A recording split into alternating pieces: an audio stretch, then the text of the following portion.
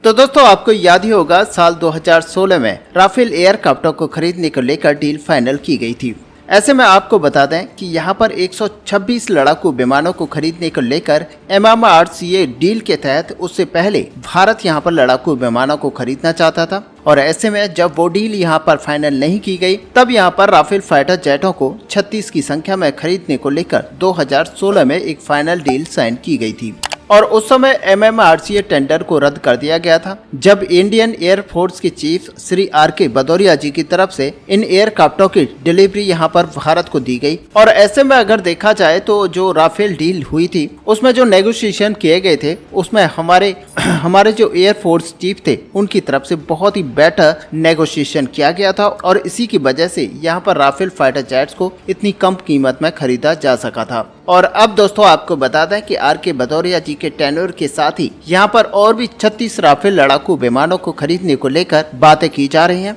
और ऐसे में दोस्तों यहाँ पर संभावनाएं उभर कर आई थी कि इंडियन एयरफोर्स की तरफ से 36 राफेल एयरक्राफ्टों के बाद में और भी एडिशनल राफेल एयरक्राफ्टों को परचेज किया जा सकता है। और साथ ही दोस्तों यहाँ पर यह भी अपडेट निकल कर आया था कि राफेल की डील 2.0 को यहाँ पर आगे बढ़ाया जा सकता है। और दोस्तों आपको बता दें कि RK भदौरिया जी के रिटायरमेंट के बाद में यहाँ पर ये जो चर्चा थी ये बंद हो गई थी, लेकिन अब आपको बता दें कि आज 2.5 साल के बाद में यहाँ पर एक बार फिर से राफेल 2.0 की चर्चा शुरू हो चुकी है। और ऐसे में आपको बता दें कि RKS भदौरिया जी की तरफ से यहाँ पर डिफेंस में सर्विस को समाप्त करने के बाद उनका जो पॉलिटिकल लाइफ है उसका जर्नी यहाँ पर स्टार्ट हो चुका है। और दोस्तों यहाँ पर आशा की जा रही है कि नेक्स्ट गवर्नमेंट में उनकी एक अहम भूमिका यहाँ पर दिखाई दे सकती है। जिस तरीके से राफेल 2.0 डील को सपोर्ट उनकी तरफ से किया गया है, आशा करते हैं कि यहाँ पर पॉलिटिकल कैरियर जब उनका यहाँ पर आएगा तो उसी तर्ज पर इंडियन एयरफोर्स को मजबूत करने को लेकर हमारी गवर्नमेंट की तरफ से और भी कई सारे डिसीजन आने वाले समय में लिए जा सकते हैं। और ऐसे में आप मानकर चल सकते हैं कि राफेल 2.0 को यहाँ पर फिर से एक बड़ा सपोर्ट मिल सकता है। यहाँ तक कि RKS भदौरिया जी की तरफ से यहाँ पर जो पॉलिटिकल पार्टी को ज्वाइन किया गया है वो यहाँ पर केवल पॉलिटिकल क्षेत्र में डिस्कस नहीं किया जा रहा है बल्कि डिफेंस और एरोस्पेस सेक्टर के अंदर भी इसकी जो चर्चा है वो की जा रही है। यहाँ तक कि कई सारे डिफेंस एक्सपर्ट्स का यहाँ पर मानना है कि RKS भदौरिया जी के बीजेपी को यहाँ पर ज्वाइन करने के बाद में आने वाले समय में डिफेंस सेक्टर को लेकर कई सारे नए कदम उठाए जा सकते हैं। अब दोस्तों RKS भदौरिया केवल इंडियन एयरफोर्स के लिए सर्व नहीं किए बल्कि उनका एक इंडिजिनियस डिफेंस सेक्टर के लिए बहुत ही ज्यादा इम्पोर्टेंट पार्ट है। और ऐसे में आपको बता दें कि यहाँ पर एयरफोर्स की तरफ से कई सारे बड़े काम उनके टेन्योर के अंदर किए गए हैं।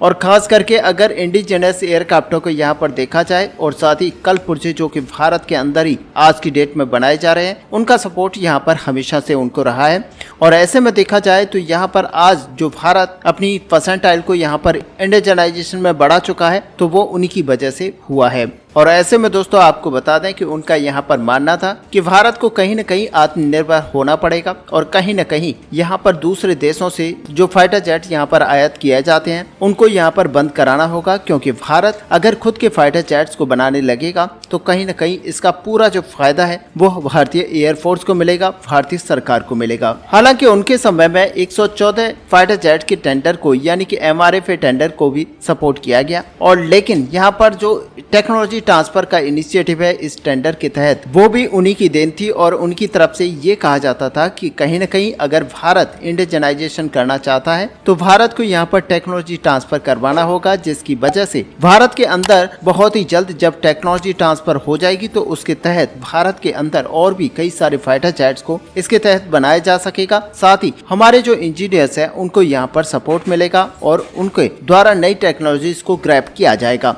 जो कि आने वाले समय में भारत को एक नई ऊर्जा यहाँ पर प्रदान करेंगे। और आने वाले समय में आप मानकर चल सकते हैं कि जब यहाँ पर भारत 6th जनरेशन के फाइटर जेट्स को बनाने का काम स्टार्ट करेगा तो वहाँ पर आप मानिए कि यहाँ पर भारत जब इस तरह की टेक्नोलॉजी से पूरी तरह वाकिफ होगा तो यहाँ पर आप देख सकते हैं कि भारत को एक 6th जनरेशन के फाइटर जेट को बनाने में उतनी मुसीबतें नहीं आएंगी। वैसे दोस्तों अगर आज की डेट में देखा जाए तो भारत कहीं न कहीं अपने वायुसेना को यहाँ पर फॉरवर्ड करने के लिए कई सारे फाइटर जेटों को अभी महत्व दे रहा है। जहाँ पर एक तरफ आप देख सकते हैं कि फ्रांस के राफेल फाइटर जेट को यहाँ पर वरीयता दी जा रही है, तो वहीं दूसरी तरफ अभी कुछ समय पहले न्यूज निकल कर आई थी कि अमेरिका के F-15EX फाइटर जेट को भी यहाँ पर इसके अंदर चुना गया है। और ऐसे में दोनों ये फाइटर जेट वो हैं जो कि भारतीय वायुसेना के रडार पर हैं और आने वाले समय में इन्हीं दोनों में से किसी एक फाइटर जेट को बड़े नंबर्स में यहाँ पर ऑर्डर मिल सकता है।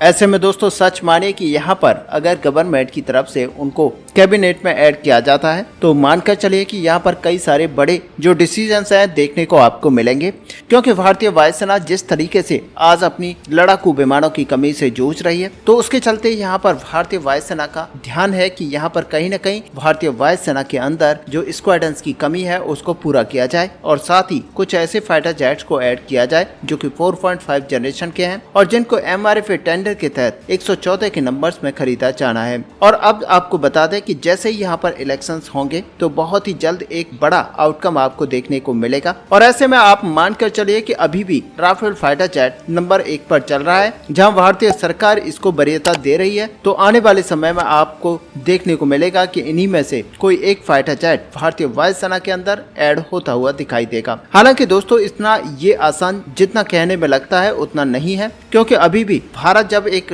डील को यहाँ पर साइन करा लेगा तो उसके भी 2 से 3 साल का समय लगेगा, जब भारत के अंदर ही ये फाइटर जेट बनाए जा रहे होंगे और 100% टेक्नोलॉजी भारत को ट्रांसफर की जा रही होगी। हालांकि दोस्तों अभी जी का F414 इंजन को लेकर जो डील थी वो अभी पेपर पर होना बाकी है और जब तक ये पेपर पर नहीं हो जाती तब तक जी जो कि अमेरिकन कंपनी है वो यहाँ पर भारत के अंदर अपनी इंजन की मैन्युफैक्चरिंग का काम स्टार्ट नहीं करेगी। और ऐसे में आप मानकर चलिए कि अगले 3 से 4 महीने के अंदर ये सारा प्रोसेस कंप्लीट हो पाएगा और तब जाकर भारत एक इंजन को डेवलप करना स्टार्ट करेगा। और ऐसे में अगर देखा जाए तो ये जो इंजन डेवलप किया जाएगा यही इंजन यहाँ पर भारत के आने वाले फ्यूचर को डिसाइड करेगा, क्योंकि भारत इसके पैरेलल में एक अपना खुद का इंजन भी डेवलप करेगा जो कि हमारे AMCA फाइटर जेट को पावर्ड करेगा और साथ ही तेजस MK2 के अंदर जो अभी जनरल इलेक्ट्रिक के अमेरिकन इंजन F414 इंजन लगाए जाएंगे उनको यहाँ पर रिप्लेस किया जाएगा। हालांकि आपको बता दें कि कई सारे जानकारों का यहाँ पर मानना है कि RK भदौरिया सर जब यहाँ पर कैबिनेट में ऐड होंगे तो सच मानिए कि यहाँ पर MRFA टेंडर को लेकर कुछ बड़े डिसीजंस आते हुए आपको दिखाई दे सकते हैं।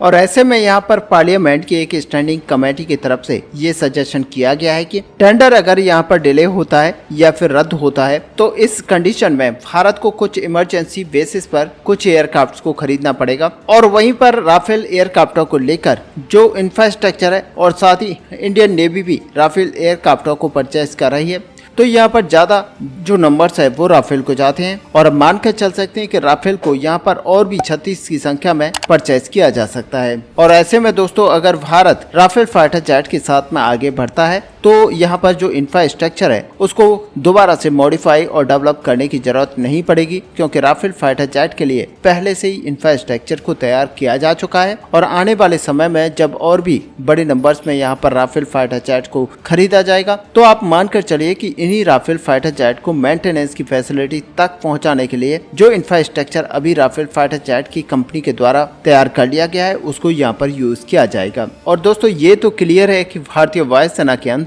जो अभी स्क्वाड्रंस की कमी है, यानी कि अभी भारतीय वायुसेना के अंदर करीब 32 की संख्या में स्क्वाड्रंस मौजूद हैं और विशेषज्ञों की तरफ से ये बताया जाता है कि भारत को कहीं न कहीं 42 स्क्वाड्रंस की जरूरत है। तो ऐसे में यहाँ पर जो शॉर्टेज है यानी कि दोनों के बीच में जो गैप है उनको फिलअप करने के लिए भारत को कहीं न कहीं आने वाले समय में दूसरे देशों से एयरक्राफ्ट को परचेज करने की जरूरत पड़ेगी। और मान के चलिए कि ये बहुत ही ज्यादा कॉस्टली एयरक्राफ्ट नहीं होंगे, लेकिन ये अमेरिका, रशिया या फिर फ्रांस के एयरक्राफ्ट हो सकते हैं जो कि इस श्रेणी में आते हैं। ऐसे में दोस्तों इस बड़े टॉपिक को लेकर आपका यहाँ पर क्या व्यू है, आप अपना व्यू हमें कमेंट में लिखकर जरूर बताएं। साथ ही अगर वीडियो आपको अच्छी लगे हो तो लाइक और शेयर करना ना भूलें। मिलते हैं नेक्स्ट वीडियो में, तब तक के लिए जय हिंद, जय भारत।